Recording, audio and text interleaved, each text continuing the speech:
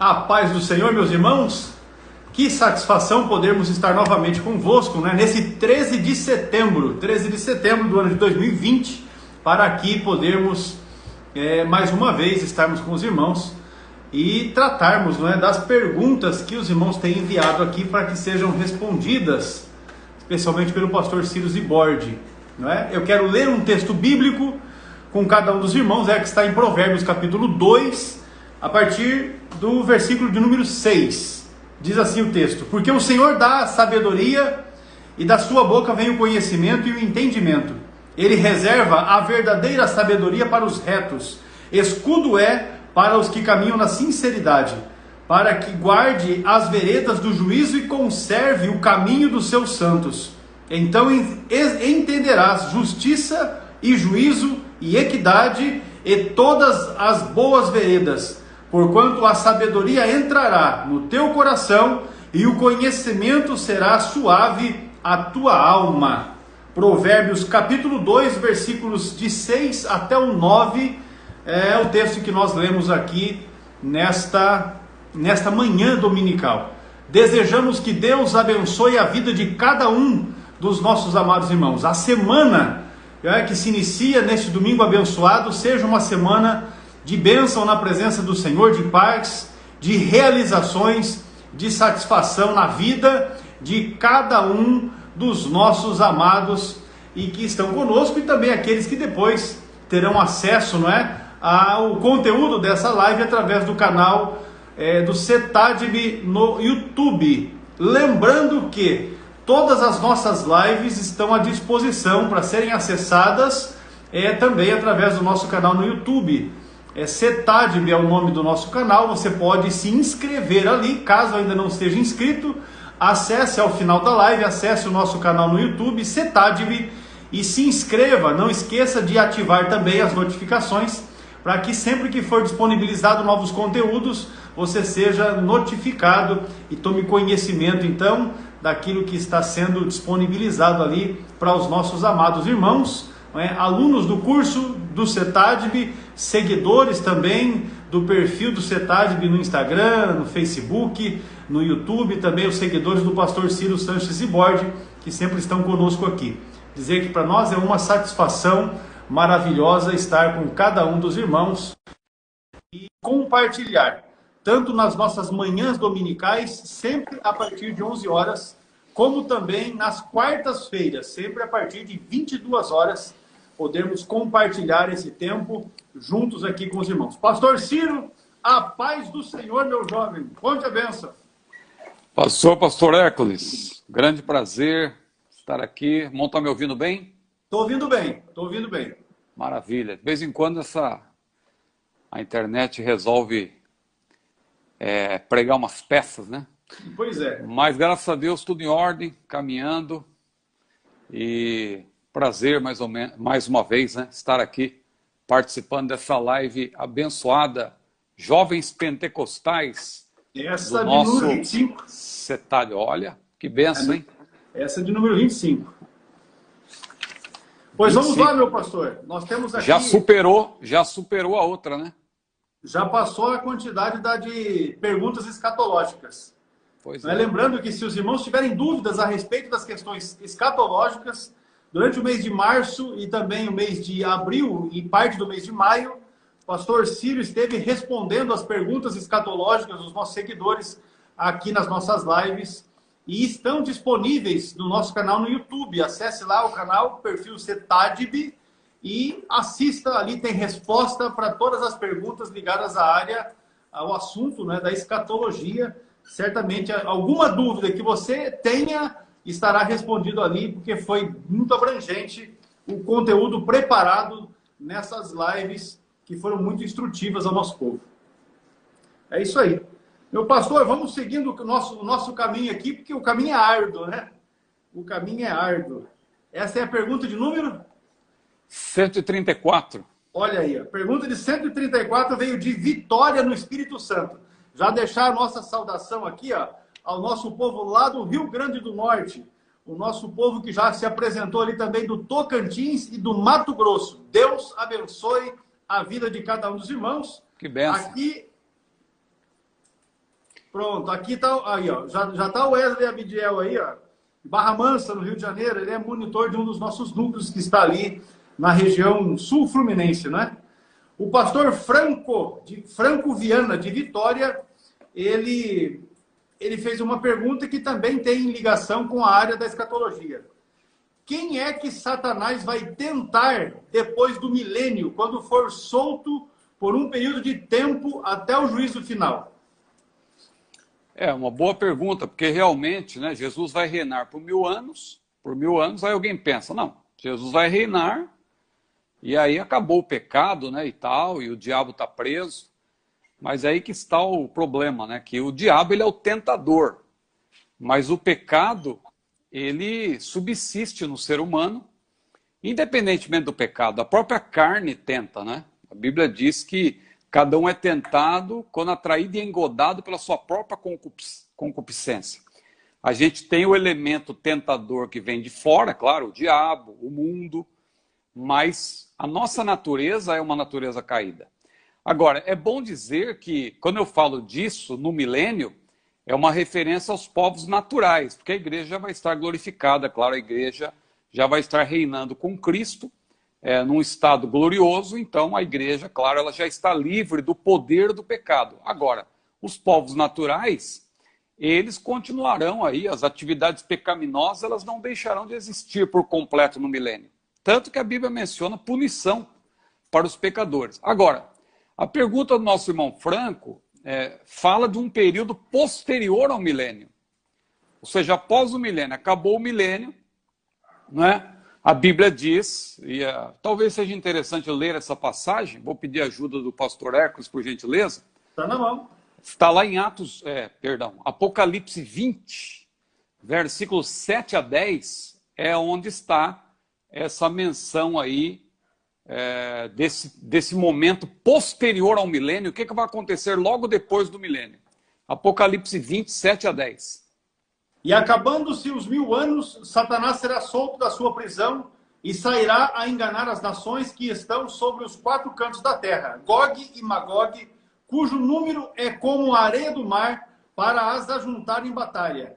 E subiram sobre a largura da terra e cercaram o arraial dos santos e a cidade amada, mas desceu o fogo do céu e os devorou. E o diabo que os enganava foi lançado no lago de fogo e enxofre, onde está a besta e o falso profeta, e de dia e de noite serão atormentados para todo sempre. Então veja, essa informação é importante. Onde já está a besta e o falso profeta, significa que o diabo será lançado lá depois. É o momento posterior, né? Os nossos irmãos que dizem que o diabo já está preso, que tudo já aconteceu no passado, tem que observar isso aí. O diabo vai ser lançado no lago de fogo depois, onde já estarão, né, a besta, diz a Bíblia claramente, o falso profeta. Agora, esse texto aí, ele apresenta informações interessantes, tem que dar uma explicação rápida. A gente quer avançar, mas assuntos escatológicos são um pouco complicados. Então, só para pontuar aqui rapidamente, aí se menciona que vai haver uma batalha. Não confunda essa batalha com a batalha do Armagedon. A batalha do Armagedon acontece ainda no período tribulacional. No fim, né, do período tribulacional, Jesus vem, e aí acontece aquela batalha, a batalha do Armagedon. Só que aí se menciona Gog e Magog. Não vá confundir também, aí é complicado, tem que explicar.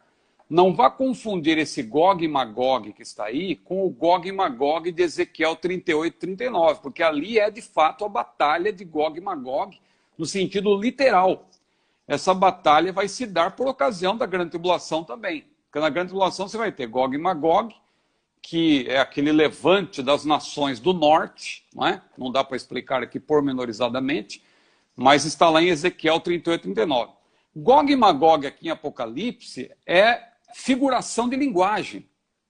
A Bíblia, em alguns casos, ela apresenta nomes de cidades representando outras. É a figura de linguagem chamada metonímia, nesse caso. Então, deixa eu explicar rapidamente. Olha só. Para eu ter poder de síntese aqui, eu vou recorrer aqui a uma sequência aqui, senão a gente vai divagando, pode ficar muito longa a resposta.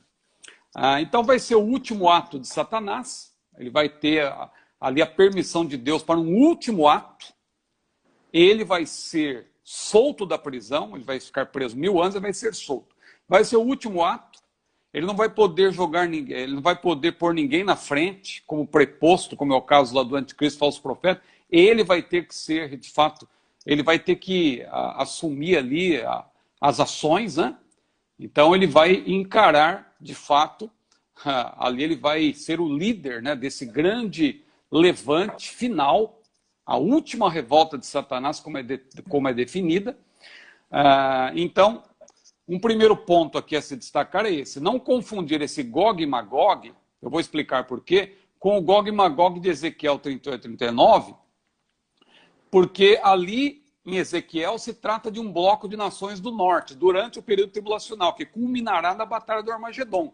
Vai culminar na Batalha do Armagedon, mas Gog e Magog será um movimento também no período tribulacional. É uma metonímia, como eu falei, por quê? Porque a Bíblia muitas vezes, até a gente, vamos dar um exemplo aqui nosso para ficar mais claro. Quando a gente quer se referir ao Brasil, que o Brasil tem muito pecado, o Brasil está numa condição deplorável, a gente fala, o Brasil é uma verdadeira Sodoma. Né? Então veja, a gente usa o nome Sodoma, de uma cidade que foi destruída por Deus, para se referir ao Brasil. No próprio livro de Apocalipse também, Jerusalém é chamada de Sodoma e Egito. Então, é comum isso, uma cidade, o nome de uma cidade ser usado para designar a outra. Porque na metonímia, o que acontece? É uma figura de linguagem que se emprega o nome de algo pelo outro com quem tem relação, né? É quando se emprega a causa pelo efeito, o símbolo pela realidade. A gente aprende isso em hermenêutica. Não dá aqui para dar maiores detalhes. Agora, Gog e Magog não é literal aí em Apocalipse 20. Gog e Magog aí é uma referência, claro, a toda a população do mundo, que a Bíblia fala dos 4 cantos da terra, nações do mundo todo que vão ser tentadas e vão ceder à tentação do diabo e vão se levantar contra o reino de Deus, sediado em Jerusalém, né? Como está aí. Então veja, aqui então diz a Bíblia que se levantarão, né? O irmão leu aí, nações do 4 cantos da terra, cujo número é como a areia do mar, e tal, aí diz, desceu fogo do céu e os consumiu. Então, resumindo aí, eu só queria pontuar essa questão de Gog e Magog, que é o que é mais difícil nessa passagem, que alguém atrela, né? Porque fala Gog e Magog, então isso aqui necessariamente não pode ser depois do milênio, mas é depois do milênio. O texto diz claramente que é depois dos 1000 anos. É a última revolta de Satanás. Então, a única explicação, a Bíblia explica a própria Bíblia, é que esse Gog e Magog aí é uma referência figurada, é uma figuração de linguagem para se referir, na verdade, porque aí o texto explica, diz que são nações dos 4 cantos da terra, ou seja, do mundo todo, que vão se unir a Satanás. Satanás vai ser o líder desse levante e vão se revoltar, vão se rebelar contra Deus, pessoas que passaram pelo milênio, mas mesmo assim vão se rebelar contra Deus, e aí Jesus então vai destruir esses exércitos do diabo propriamente, né? E vai lançar Satanás, como diz o texto aí, no lago de fogo, onde já estarão o anticristo falso profeta, e aí logo em seguida vem o juízo final. Então, respondendo objetivamente, quem Satanás vai tentar depois do milênio, quando for solto? Vai tentar nações, pessoas de nações dos 4 cantos da terra, ou seja, do mundo todo. Gog e Magog aí não representa apenas nações do norte, como está lá em Ezequiel 38 e 39, mas é uma referência aí metonímica, porque é uma metonímia, uma figura de linguagem, é uma referência a nações do mundo todo que vão se unir ao diabo e vão ser, claro, destruídos, e aí logo em seguida vem o juízo final, como está lá em Apocalipse 20. Maravilha! Tá aí a pergunta, essa do pastor Franco Viana, que é da cidade de Vitória, a capital capixaba, não é? O pastor Wellington Guima, ele também fez uma pergunta aqui. E ele diz assim, ó, se Jesus estava na terra, por que o anjo descer? Essa pergunta tem relação com aquilo que foi explicado na live de quarta-feira, quando usamos o texto, né, para dizer que, na verdade, explicando, né, o texto, que o anjo descia, mexia as águas e o primeiro que era lançado ali era curado. Então a pergunta do pastor é assim, se Jesus estava na terra, por que havia necessidade do anjo descer? É a pergunta aí do pastor Wellington Guima. A gente já falou dessa passagem em 2 lives, né? Então não vamos repetir o que já foi falado. Agora, o que eu posso acrescentar aí para somar, para ajudar o nosso irmão é o seguinte, ele está se referindo a João 5, 1 a 15, que é aquela passagem lá do paralítico no tanque de Betesda, que nós já vimos que é uma passagem bíblica, está na Bíblia. Né? Alguns manuscritos não contêm essa passagem, mas nós já mostramos aqui por que não. São pouquíssimos manuscritos mais antigos. A grande maioria apresenta essa passagem. Né? Aí, então, realmente, o irmão pergunta, é algo que faz sentido, se a gente para pensar. Por que o anjo ia descer? Né? Porque Deus mandaria um anjo para curar ali quem descesse nas águas agitadas, naquela piscina. É bom dizer que aquele tanque era uma piscina, né? Não é a ideia de um tanque como a gente tem hoje. O termo, inclusive, no original indica isso, piscina. Era uma piscina. Como está lá, inclusive, foi descoberto. Os arqueólogos ali encontraram essa piscina lá em Betesda.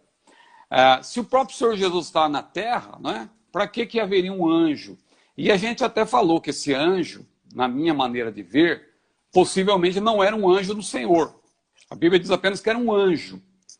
Tem algumas versões, pouquíssimas também, que acrescentam o anjo do Senhor. Mas aí foi por responsabilidade dos próprios tradutores, porque o texto original, o texto, os manuscritos, né, não apresentam esse acréscimo do Senhor. Então a dúvida que fica aí, tudo bem, se era um anjo caído, vamos dizer assim, Monsiro aí diz que o anjo descia. Então só pode ser de Deus, que descia. Deixa. Aí tem que dar uma explicação também. Os anjos do mal também descem. Nem tudo que desce vem de Deus. Né? Os anjos caídos também descem. Por que eles descem? Porque eles estão nas regiões celestiais. Paulo mesmo falou lá em Efésios 6, versículo 11. Nós não temos que lutar nem contra a carne, nem contra o sangue, mas contra principados, potestades, ossos espirituais da maldade, príncipes das trevas desse século, nos lugares celestiais. Eles habitam as regiões celestiais. O próprio diabo, lá em Efésios 2 e 2, a Bíblia diz que ele é o príncipe das potestades do ar. Então, os espíritos do mal, os anjos caídos, eles também descem. Não é porque desce quer dizer que é do Senhor. Então, só isso aí, eu acho que é isso que poderia acrescentar. Mas quem quiser uma explicação mais pormenorizada, é só acessar as lives anteriores. A de domingo passado e a de quarta-feira. A de quarta e a de domingo. Você vai encontrar ali a explicação mais detalhada sobre João 5, 1 a 5. Alguém escreveu no comentário aqui que, de fato, os judeus acreditavam que um anjo descia. E, de fato, a Bíblia diz que um anjo descia. O anjo, de fato, descia. João não apresenta como se fosse uma crendice, né? A gente vê alguém falando, não, era uma crendice do povo. Não. João, ele era um autor que explicava tudo, né? Se fosse uma crendice, ele teria dito, olha, acreditava-se, né? Mas não. Ele diz que realmente descia um anjo ali, só que ele não diz que era um anjo do Senhor, né? Então aí fica a dúvida. E aí, pelo contexto, pelo que tudo indica, eu acho muito difícil ser um anjo do Senhor, porque aquelas pessoas estavam escravizadas ali, né? O homem estava há 38 anos ali e ele nunca ia ser curado, porque não tinha ninguém que o metia no tanque, ele era paralítico. Ele podia ter até fé, ele não seria curado, porque não tinha ninguém. Aí Jesus foi lá e libertou o homem, né? Porque é isso que Deus faz. O diabo escraviza as pessoas, mas Jesus foi lá e libertou o homem. Maravilha. Está aí, então, essa resposta para o pastor Wellington Guima. Agora, o nosso irmão Raimundo Hélio, ele faz uma pergunta relacionada à Bíblia de estudo cronológica, aplicação pessoal. Ele diz assim, olha, esta Bíblia apresenta o tempo exato dos acontecimentos. As datas são as mesmas datas e são exatas? Nós falamos numa live também dessa Bíblia, é uma Bíblia muito boa, da CPAD, chamada Bíblia Cronológica. Agora, ela não apresenta uma cronologia exata, porque não existe cronologia exata quando se fala de Bíblia. Sempre aproximada, não é? Aproximada. E claro que na medida que os estudos arqueológicos vão avançando, a gente vai obtendo aí uma aproximação maior. Mas nunca nós vamos ter uma data exata. Isso é muito difícil, de você ter uma data exata. Agora, o que essa Bíblia faz é colocar os acontecimentos dentro de 10 eras, e essas 10 eras você vai entendendo direitinho, o período da criação e tal, e fala do exílio, e depois vem para o Novo Testamento. São 10 eras, e você vai ter uma ideia, uma sequência dos eventos.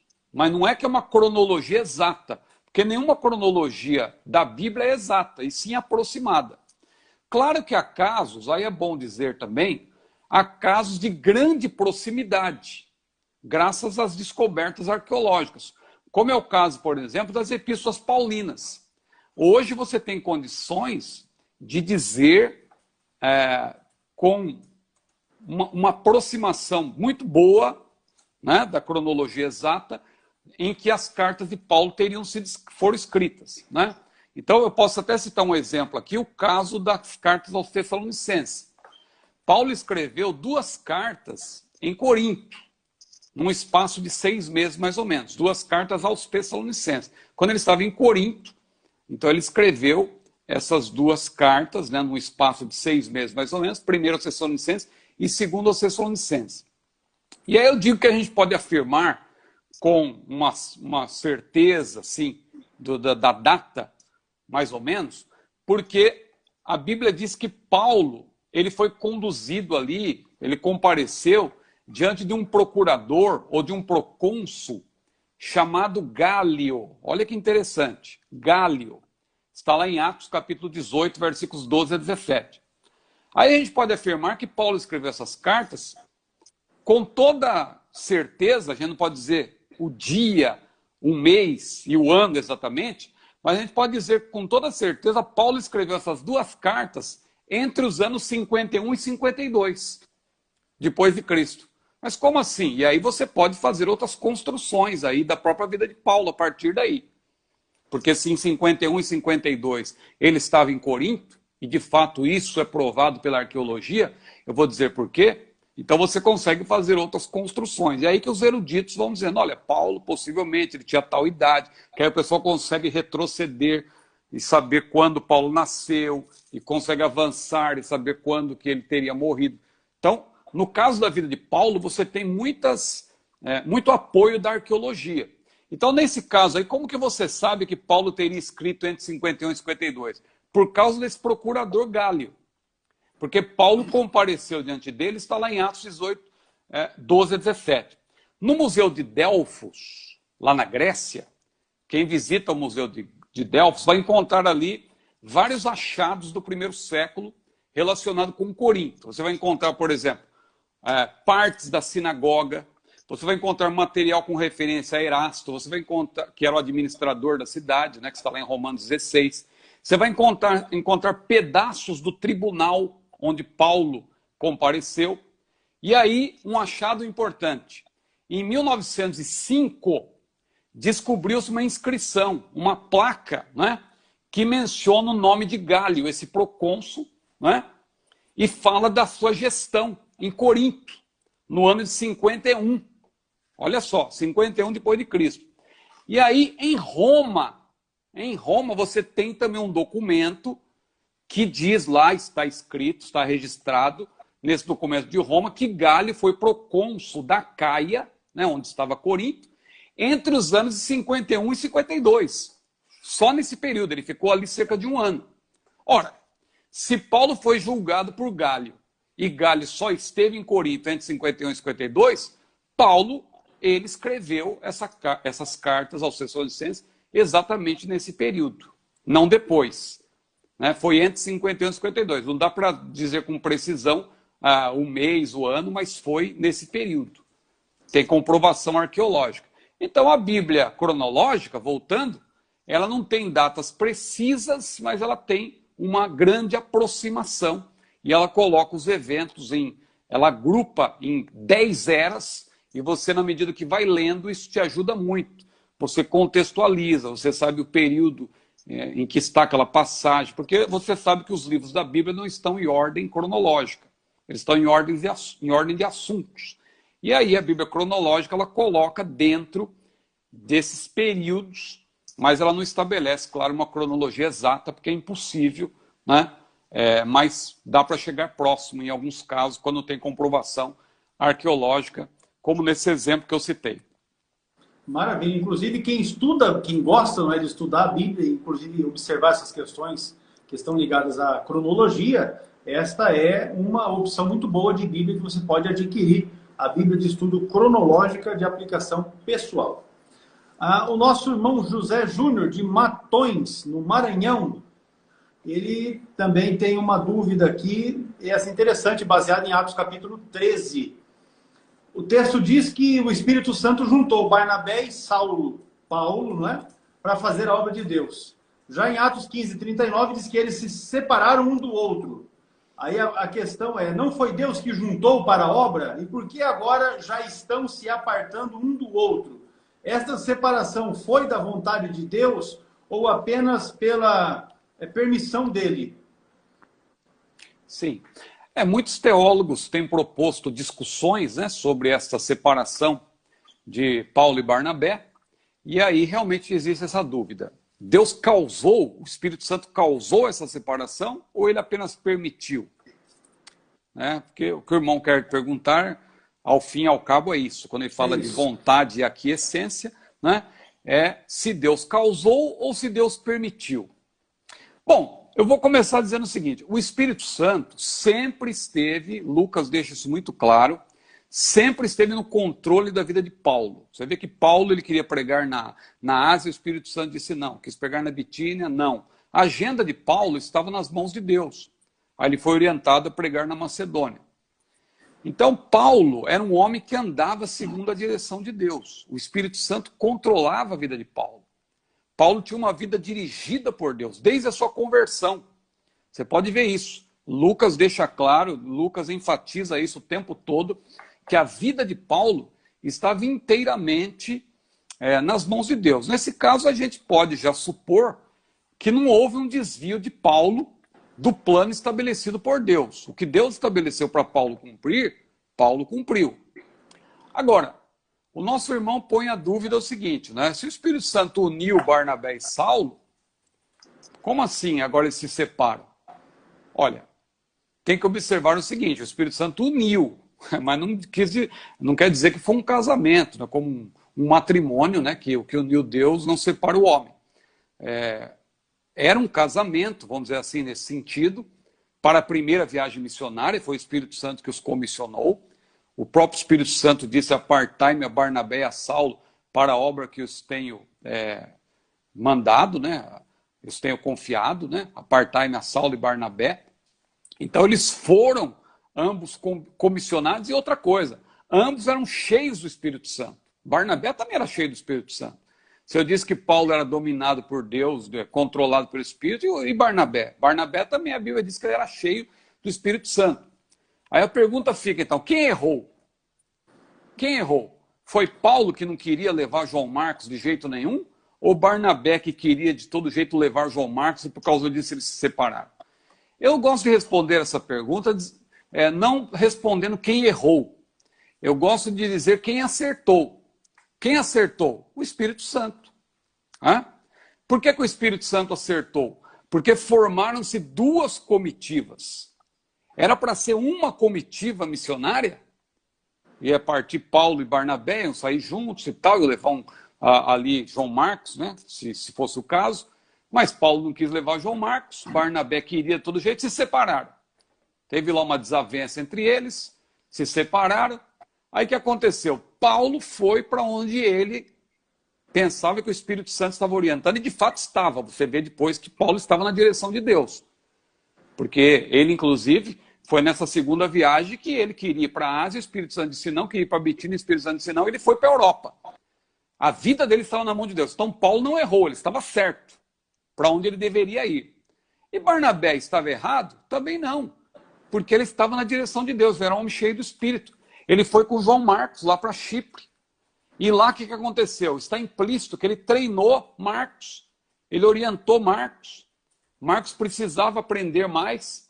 E Paulo, ao longo da sua jornada, ele precisava da força jovem, ele incluiu na sua comitiva quem? Timóteo. Timóteo se tornaria o quê? Sucessor de Paulo, a quem Paulo dirigiu a sua última carta, 2 Timóteo, né? Quando ele estava em Éfeso. Ou seja, Timóteo se tornou sucessor de Paulo. E Marcos se tornou o quê? Sendo discipulado, orientado, mentoreado, né? Usando um termo da atualidade, recebendo toda a ajuda de Barnabé. O que Marcos se tornou? Marcos se tornou um obreiro valiosíssimo, um jovem que foi crescendo, se tornou autor do Evangelho segundo Marcos. Veja, autor do Evangelho, não é pouca coisa não. Ajudou Pedro na redação da sua primeira carta. Depois, no final da vida, o próprio Paulo, olha, traze Marcos, né? Ele queria ver João Marcos, certamente queria transmitir uma palavra para aquele jovem. Ele se tornou importante, me é útil, disse Paulo, para o ministério. Então veja, eu não vejo aí que ninguém errou. A desavença aconteceu, mas não foi para prejuízo. Foi para crescimento da obra. Formaram-se duas comitivas. Então Deus sempre esteve no controle de tudo, né? Então eu penso que essa questão aí, vontade, aquiescência, se torna secundária. Deus está no controle de tudo. A vontade de Deus, ao fim e ao cabo, prevaleceu. Paulo continuou na direção de Deus, a gente entende pelo contexto que a direção de Deus para a vida de Paulo era aquela, e Barnabé também continuou na direção de Deus, porque a gente entende que a vontade de Deus para Barnabé era aquela. Apesar deles terem tido uma desavença, a vontade de Deus era aquela. Barnabé, alguém diz, Barnabé nunca mais. Não é isso, é que o Barnabé, ele foi eclipsado, né? Porque Deus tinha uma grande chamada para Paulo. Paulo é o grande protagonista de Atos, a partir do capítulo 13. O próprio Lucas, ele deixa de mencionar outros personagens para dar ênfase para Paulo. Porque ninguém recebeu uma chamada como Paulo, nem Pedro. Pedro que andou com Jesus, mas a respeito de Paulo, Jesus disse, este é para mim um vaso escolhido, para levar o meu nome diante dos judeus, dos gentios e dos reis. Quem recebeu uma chamada para levar a palavra aos reis? Pedro não, Paulo. Paulo tinha uma grande chamada. Então, Barnabé ele tinha uma grande chamada também, um homem cheio do Espírito Santo, fez um grande trabalho. Depois, mais adiante, você vê que não ficou mágoa entre eles, porque Paulo volta a falar de Barnabé, lá em 1 Coríntios ele cita Barnabé e tal. Então, não houve mágoa, nada, eles só se separaram. Claro, no momento pode ter havido uma discussão acalorada, realmente, que o grego indica isso, né? Que eles tiveram uma discussão acalorada, mas ali o Espírito Santo estava no controle de tudo, e era vontade de Deus que Barnabé fosse para a Europa, como foi vontade de Deus também que Barnabé fosse para sua terra natal, Chipre, e ali fizesse também um grande trabalho, segundo os historiadores, né, a Bíblia não diz, mas há informação aí de que Barnabé teria feito também um grande trabalho para Deus lá em Chipre. Então Deus os uniu, mas Deus os uniu para a primeira viagem. Não é que era uma união indissolúvel e tal, que eles não podiam se separar nunca. Não, foram unidos para a primeira viagem. Depois eles seguiram, né? O ministério de ambos cresceu, muito mais o de Paulo, né? Paulo teve uma chamada muito mais ampla do que a de Barnabé, e eles seguiram sua jornada, seu caminho, como acontece até hoje na obra ministerial. Tem muita divisão, né? A palavra divisão é muito forte, né? Mas tem muita divisão que é benéfica, é para o crescimento da obra de Deus, né? Alguns ministérios que se dividem e cresce para um lado, o outro cresce numa outra direção, mas quando você vê depois, você vê que o Espírito Santo está no controle de tudo. Maravilha. O pastor Círio escreveu já 6 livros na série Pregadores da Bíblia, que é publicado pela CPAD. Então, a respeito da vida de Barnabé e também a respeito de Paulo, caso os nossos irmãos queiram se aprofundar, quem ainda não teve acesso, você pode adquirir as obras, né? As duas, tanto a respeito da vida de Paulo, o príncipe dos pregadores itinerantes, como também a respeito da vida de Barnabé. E aí você vai ter condições de se aprofundar tanto no que diz respeito à trajetória da vida de Paulo, quanto também à trajetória da vida de Barnabé. Publicado pela CPAD, a série Pregadores da Bíblia. Essa é a questão do Zé Matões, do José Júnior, que já agradeceu ali pela resposta, ele que é de Matões, no Maranhão. O Anderson Mascarenhas, ele pergunta a respeito do que são as trevas exteriores. Trevas exteriores é uma referência ao inferno, claramente, né? Aparece 3 vezes no Novo Testamento só em Mateus. Mateus 8:12, Mateus 22:13, Mateus 25:30, sempre acompanhada da frase: ali haverá pranto e ranger de dentes. Então, é uma referência ao inferno. Mateus 25:30, a gente até mencionou, inclusive, na live anterior, ao explicar que ali se menciona a parábola dos talentos, mas Jesus aproveitou para dar um destaque e mostrar que tem pessoas que nem pelo tribunal de Cristo vão comparecer, nem diante do tribunal de Cristo vão comparecer, porque serão condenadas, lamentavelmente. E ele citou lá em Mateus 7, por exemplo, nem todo aquele que me diz Senhor, Senhor, entrará no reino dos céus, mas aquele que faz a vontade de meu Pai que está nos céus, porque muitos me dirão naquele dia, Senhor, Senhor, não profetizamos em teu nome não expulsamos demônios, em teu nome não fizemos muitas maravilhas. E o justo juiz naquele dia lhes dirá abertamente, apartai-vos de mim que eu nunca vos conheci. Mas como nunca vos conhecer, irmão Ciro? Jesus é onisciente.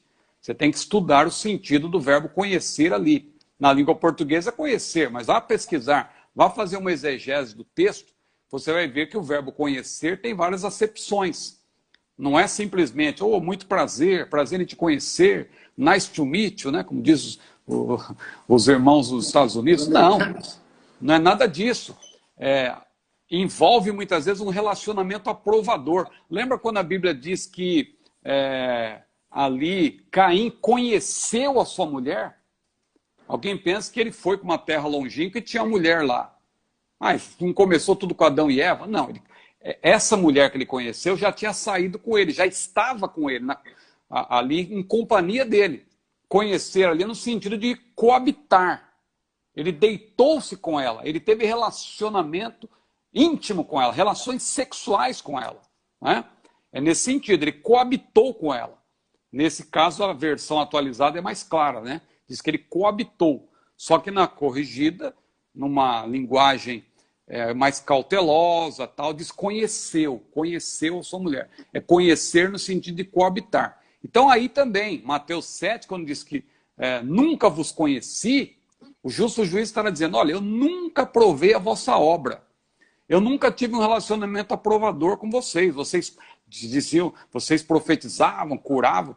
Veja aí que nem tudo vem de Deus, né? Parece que a profecia vem de Deus, a cura vem de Deus, o milagre vem de Deus. O diabo também pode enganar. Né? Existe muita falsificação, sinais e prodígios de mentira, como tem acontecido hoje, lamentavelmente. Também vai acontecer muito mais no período tribulacional.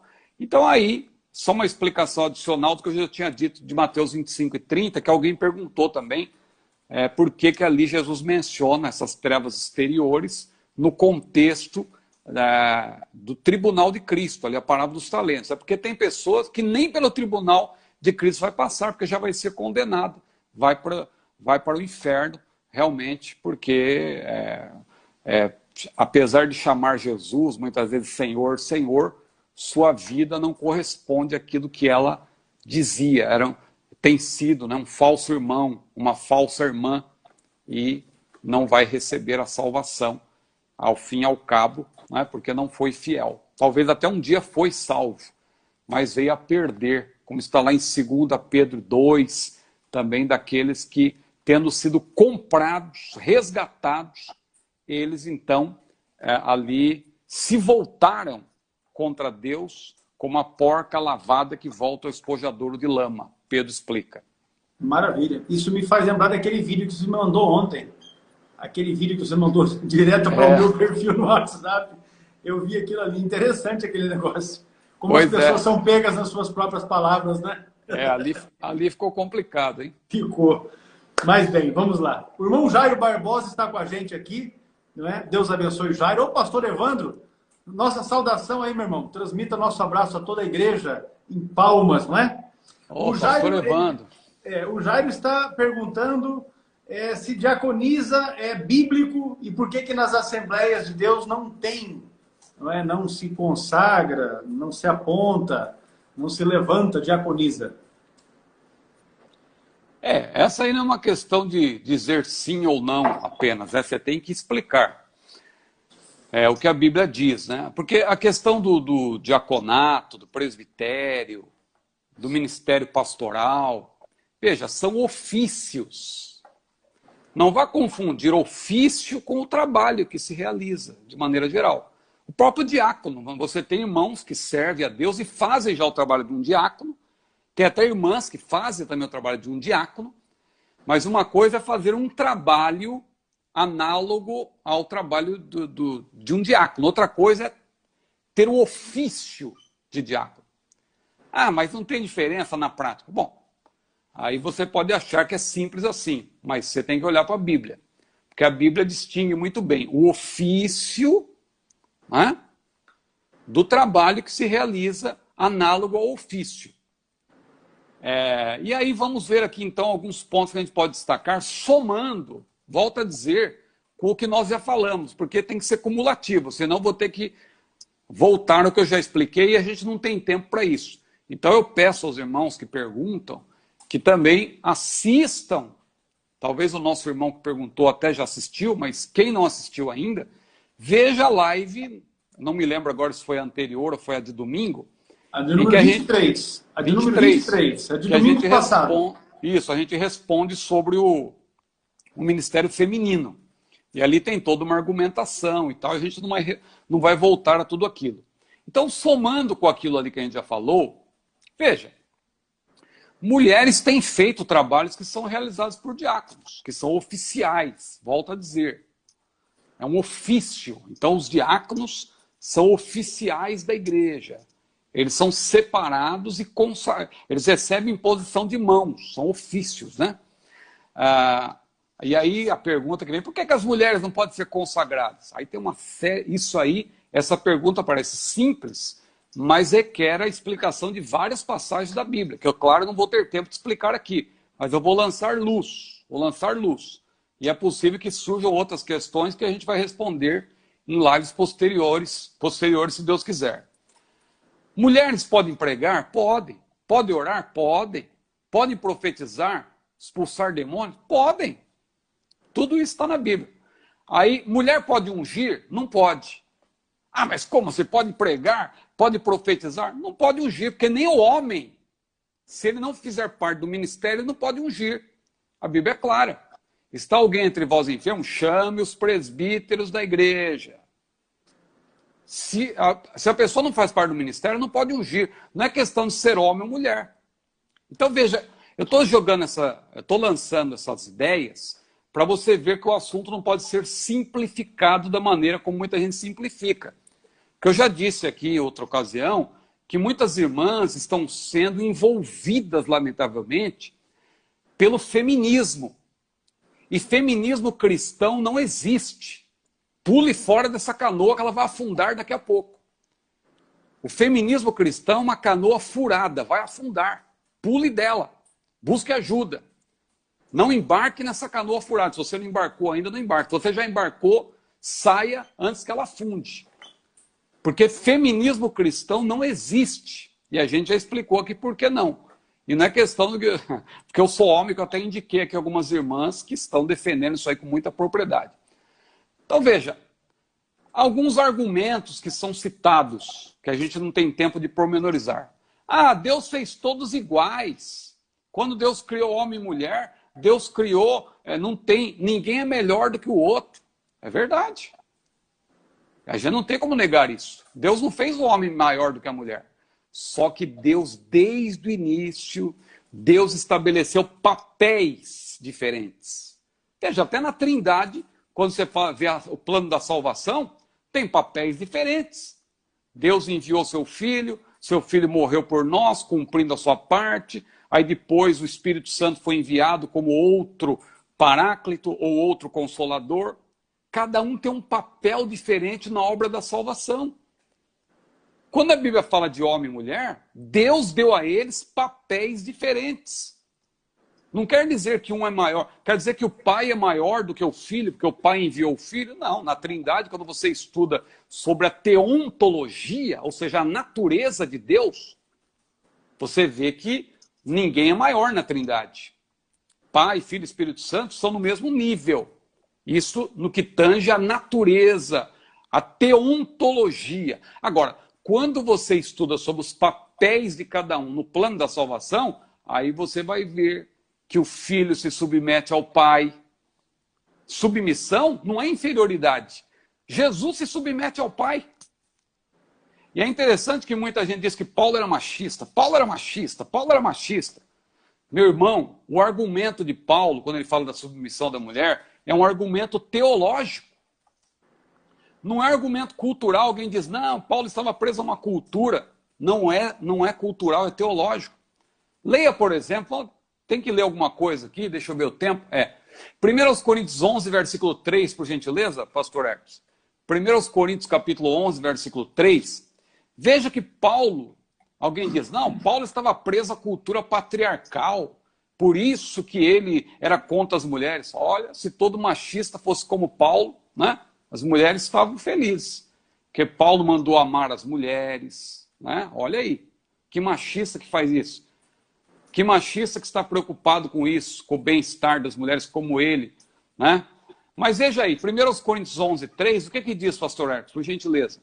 Mas quero que saibais que Cristo é a cabeça de todo varão, e o varão a cabeça da mulher, e Deus a cabeça de Cristo. Olha que interessante, Deus, o Pai, é a cabeça de Cristo. Cristo é inferior a Deus Pai? Na Trindade? Não. Teontologicamente falando, eles são iguais. Não é? Pai, Filho e Espírito Santo são iguais em termos de poder. Tem os mesmos atributos da deidade. Agora, no plano da salvação, na obra da criação, você vê que eles se organizam, há uma ordem, há uma prioridade. E aí você vê que a Bíblia diz que Deus, o Pai, é a cabeça de Cristo. E aí diz que Cristo é a cabeça do homem. E outra coisa, o homem é cabeça da mulher. Ah, não, mas isso é machismo. Então você briga com Deus. Porque isso aqui é teologia. Isso aqui não é argumento cultural, isso aqui é teologia. Então vou voltar para o diaconato, senão vai ficar complicado aqui. É muita coisa que vai surgindo na mente da gente, né? Então o pessoal diz, todos são iguais. Deus concede os mesmos dons às mulheres e aos homens. Por que a mulher não pode ser? Quem falou que Deus concede os mesmos dons? Aí você tem que estudar também. A Bíblia menciona dons congregacionais e dons ministeriais. Os dons congregacionais é para todos, sem dúvida. As mulheres podem profetizar, está lá em 1 Coríntios 11, que as mulheres profetizam.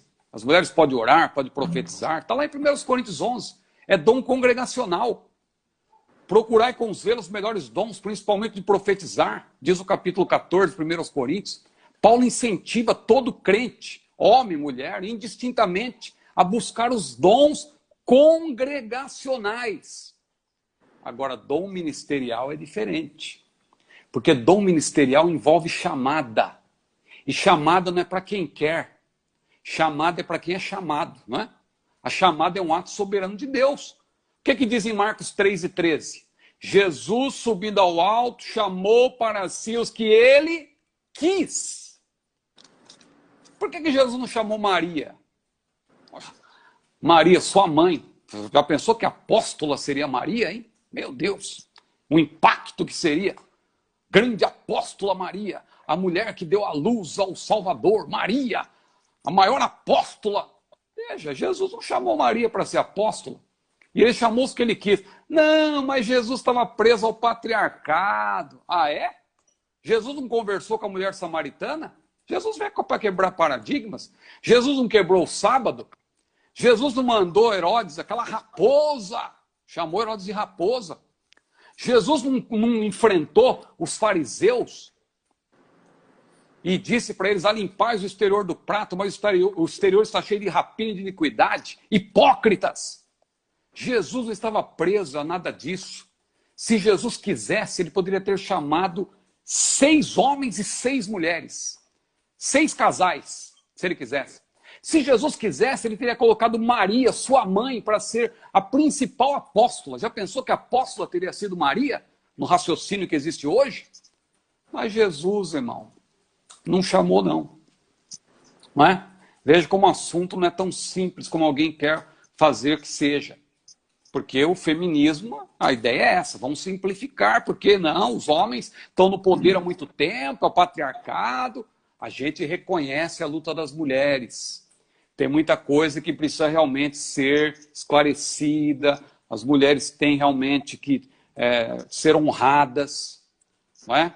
E a gente é a favor da luta feminina por direitos. Agora, o feminismo, faça-me o favor. Extrapola. Feminismo que defende aborto, ideologia de gênero. Não adianta, não, tem vários feminismos. Isso é um argumento, é uma falácia. Porque todos os feminismos vão se encontrar.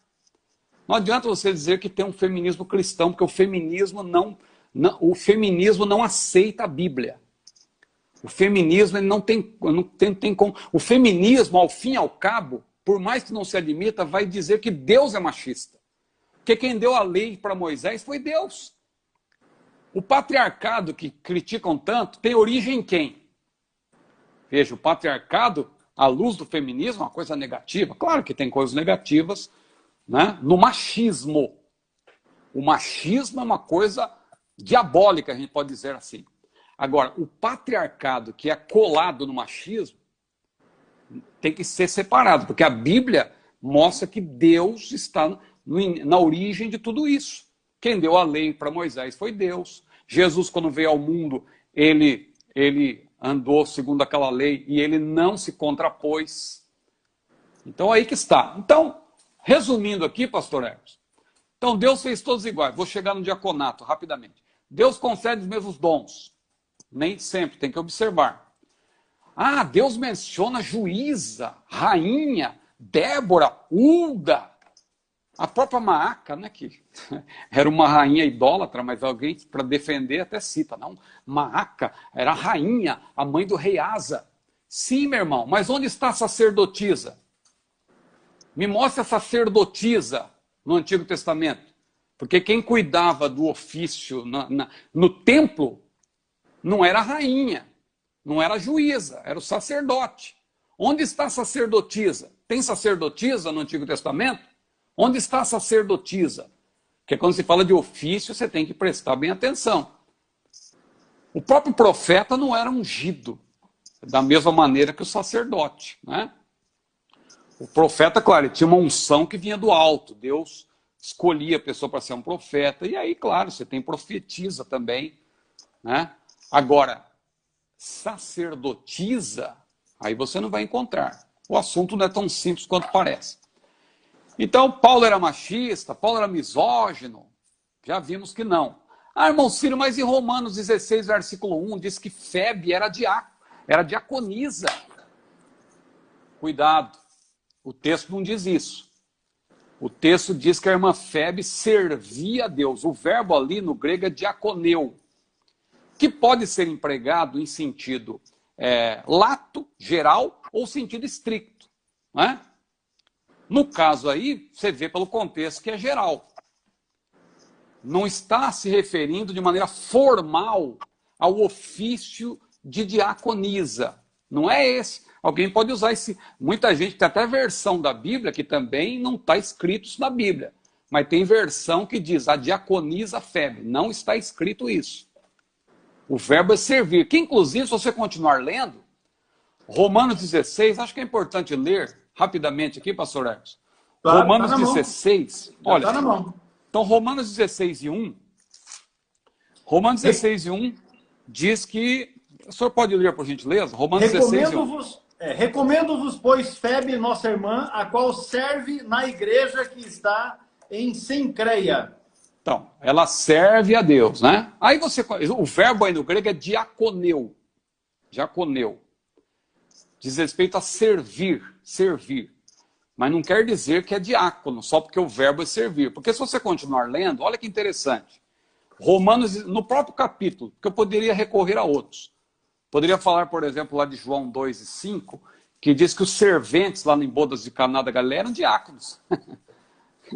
Porque diz que ele serviu, o verbo lá é diaconeu também. Quer dizer que os serventes daquela festa eram diáconos também? Não. Ali é o sentido lato que eu falei, sentido geral. Olha aí, Romanos 16, 17 e 18. E rogo-vos, irmãos, que noteis os que promovem dissensões e escândalos contra a doutrina que aprendestes, desviai-vos deles. Porque os tais não servem a nosso Senhor Jesus Cristo, mas ao seu ventre, e com suaves palavras e lisonjas enganam o coração dos simples. Pois é, então se isso aí se o simples verbo diaconeu, servir, significa que a pessoa é diácono, isso aí são diáconos também, não é? Esses que servem o próprio ventre também são diáconos. Então, cuidado. Existe casos em que o texto mostra que se trata de um ofício, não é? O texto é normativo, o texto defende formalmente o diaconato. Existem casos como esse da irmã Febe, que era uma serva de Deus, indubitavelmente, mas o texto não comprova que ela era uma diaconisa. Então, cuidado. Aí não é questão de ser homem ou mulher, é questão de respeitar a Bíblia. Eu não vejo base bíblica para você dizer, não, aqui está falando de diaconisa. Cuidado. Aí é o sentido geral. O verbo diaconeu quer dizer servir. Veja o caso de presbítero, por exemplo. Presbítero tem o caso formal, normativo, e tem o caso em que presbítero no grego significa simplesmente ancião. Nem sempre presbítero no Novo Testamento é o ofício de presbítero. Às vezes está falando de uma pessoa idosa. Não há tempo de ler aqui, porque as horas eles estão me mandando parar. Então, fazendo um resumo aqui, para resumir, a gente pode começar em Paulo e voltar, né? Porque Paulo é chamado de machista, misógino. Então, Paulo, a gente já viu que o argumento dele foi teológico. 1 Coríntios 11:3, ele disse, Deus é a cabeça de Cristo, Cristo é a cabeça do homem, o homem é a cabeça da mulher. É argumento teológico, não é argumento cultural, não tem nada a ver com patriarcado, é teológico. Aí não deu tempo de citar 1 Timóteo 3, que é um texto importante, mas vamos para os apóstolos agora. Voltando de Paulo, vamos para os apóstolos. Começando de trás para frente, até chegar em Moisés, rapidamente. Então, Paulo, ele usou argumento teológico. Quando você vai em Atos 6, falando dos apóstolos, quando precisou ter diáconos na igreja, foi ali que foi instituído o diaconato, embora o termo diácono não apareça ali, o que aconteceu? Escolhei dentre vós 7 varões, 7 homens. Ali é o ofício de diácono. Então ali, veja. Aí você vai para Jesus. Jesus quebrou paradigmas. Jesus falou com a samaritana, quebrou o sábado, chamou Herodes de raposa, como eu falei, confrontou a hipocrisia dos fariseus, honrou as mulheres. Jesus honrou as mulheres. Mas por que ele não chamou Maria para ser apóstola? E lá em Marcos diz que ele chamou os que ele quis. Ele não quis chamar Maria, né? Moisés. O patriarcado. Quem deu a lei para Moisés? Então, cuidado, minha irmã. Cuidado com o feminismo cristão. Então, respondendo objetivamente agora, nosso querido irmão Jairo Barbosa, diaconisa é bíblico? Sim ou não? Agora eu posso dizer, diante de tudo que eu expus, claro que já tem diaconisa em muitas igrejas, mas vamos ver lá na frente qual vai ser o resultado. Muita gente está se baseando no pragmatismo. Não, os homens não estão fazendo, as mulheres fazem. E tal, e não sei o quê, a gente não é retrógrado, o mundo mudou, o mundo avançou e tal, tem que ter. Tudo bem, mas a minha resposta, né, à luz do que eu acabei de falar, diaconisa é bíblica, pastor, sim ou não? A minha resposta é não. Por que muitas igrejas usam? Aí é porque elas estão seguindo ao pragmatismo, ao utilitarismo e tal, estão cedendo aí ao que a pressão, né, da sociedade, a pressão do feminismo. essa questão. Eu vejo que a Bíblia apresenta os papéis claramente. Deus estabeleceu papéis. Papéis não quer dizer que um seja inferior ao outro. Até Jesus é submisso ao Pai. Vai encerrar, né? Jesus se submete ao Pai. Maravilha. O assunto, na verdade, é bastante palpitante, tanto que já em 3 das nossas lives, não é? Nós estamos tratando a respeito da questão do ministério, de mulheres estarem exercendo como ofício o ministério na igreja.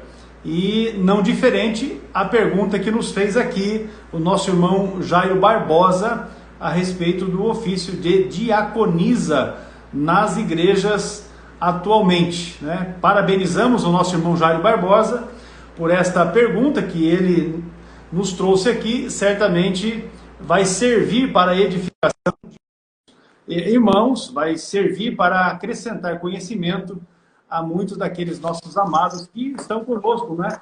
Nos acompanhando nessas transmissões.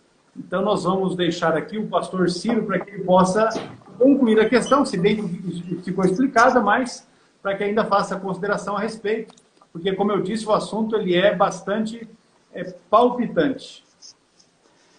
Não, tá concluído. É isso aí que eu queria dizer mesmo, né? Respondendo objetivamente, eu não vejo base.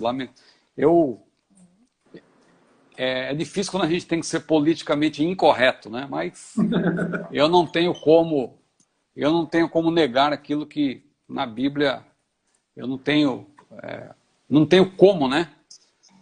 Sustentar uma argumentação assim sem ter o apoio da Bíblia. Então é por esse motivo que eu fiz essa exposição. Mas eu acredito, pastor, que na sua resposta também já ficou algo que talvez seja um dos pontos do porquê esse assunto está tão em voga atualmente. É justamente pelo fato de que nas igrejas os homens não estão se apresentando, na verdade, para o trabalho, né? E a gente observa isso nos próprios nos núcleos do curso de teologia. Nós recebemos as fotos, agora mesmo os irmãos estão enviando para a gente foto dos seus núcleos, tiram ali, reúne os alunos, com a diretoria do núcleo e manda as fotos, e a Gabriele, junto com o Bruno e também o nosso irmão Michael, que são funcionários da escola, estão realizando um trabalho em cima dessas fotos. E aí, o que a gente observa é que na grande maioria dos núcleos, a quantidade de irmãs que estão estudando teologia é sempre maior do que a de homens. E a gente observa, até eu estava em uma igreja e ainda brinquei, as mulheres ainda vão dominar o mundo. Porque sempre a gente observa isso daí, raro, na verdade, hoje, as igrejas, onde o número de irmãos que estão estudando teologia é maior do que o de irmãs. E talvez por esta necessidade é que os pastores, alguns líderes, têm tomado esse caminho, essa iniciativa. Não que essa seja a melhor forma, não que essa seja a maneira correta, mas talvez seja por isso que os pastores estão tomando essa linha de colocarem mulheres irmãs para estarem exercendo como oficial os serviços na igreja. Mas pode fazer a conclusão. Não, é isso mesmo. A gente sempre enfatiza, né, que não é o título que faz a pessoa que faz o título, né? E às vezes a pessoa quer ter aquele, né? Mas aí entra naquela ponto também, mas se pode fazer, por que não pode ter o título? Aí não é questão de título, é questão de ofício dado por Deus, papel que Deus estabeleceu. Há exceções, mas a exceção não serve para anular a regra, a exceção é uma exceção, né? O próprio nome já diz, exceção à regra. Deus estabeleceu uma regra. A regra, ela é para que seja cumprida, para que a vontade de Deus esteja... Deus confirme também, né, a sua palavra. Então, são essas questões aí que a gente precisa considerar. Maravilha. Pois bem, meus irmãos, nós vamos encerrando então a nossa live número 25 dos Jovens Pentecostais e vamos deixar aqui para quarta-feira, não perca, quarta-feira às 22 horas, a nossa live. São ainda uma infinidade de perguntas, eu vi que foram feitas muitas hoje aqui.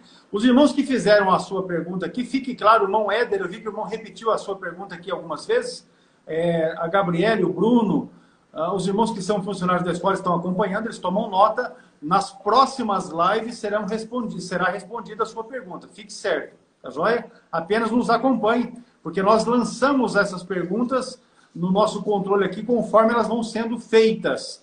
De maneira que nós temos, das que ficaram aqui, que eu havia selecionado para hoje, 3, mas nós temos, são 10 as que ficaram da live de quarta-feira. Então ela vai entrar na sequência e vai chegar ao ponto que o irmão terá a sua resposta, não é? Quero agradecer aos nossos irmãos que nos acompanharam aqui. Deus abençoe vocês. Eu vou pedir ao pastor Círio que dirija a Deus uma oração e nós estaremos encerrando os trabalhos deste domingo, 13 de setembro, para a glória de Deus. Amém. Agradeço pela oportunidade, um prazer servir ao nosso CETADB e também interagir com os nossos queridos seguidores. Nosso Deus, nosso Pai, te louvamos, te agradecemos, Senhor, pelo privilégio de estarmos mais uma vez na tua presença.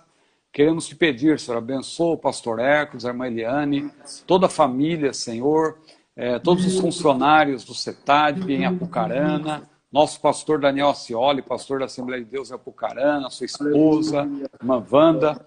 Oh, meu Deus, abençoa também toda a nossa igreja no Brasil, hoje, que é o Dia Nacional de Missões. Senhor, abençoa grandemente os missionários, abençoa os nossos pastores, as nossas igrejas, os alunos e professores do nosso CETADB em todo o Brasil e também em todo o mundo. Oh, meu Deus, assim nós te louvamos e te agradecemos e pedindo que tu concedas um domingo abençoado, uma semana abençoada a todos os nossos irmãos, todas as nossas irmãs. É o que nós te pedimos em nome de Jesus, gratos. Amém. Amém. Separe então uma oferta especial hoje, leve para o culto, não é? E entregue ali ao Senhor, porque os missionários estão necessitados, precisando de um apoio e certamente a bênção que Deus tem colocado sobre a sua vida é para que você possa também compartilhar com eles. Então faça isso e o nome do Senhor será exaltado. A graça do Senhor Jesus, o amor de Deus, o nosso Pai, e as consolações do Espírito Santo sejam com todos e todos digam amém. Graças a Deus, quarta-feira, 22 horas, retornamos aqui no Instagram do CETADB para estarmos respondendo a essas perguntas e você pode acessar o nosso canal no YouTube. Se inscreva em nosso canal no YouTube, ative as notificações e assim você estará sempre a par das novidades que estamos disponibilizando ali. Deus abençoe, até a próxima.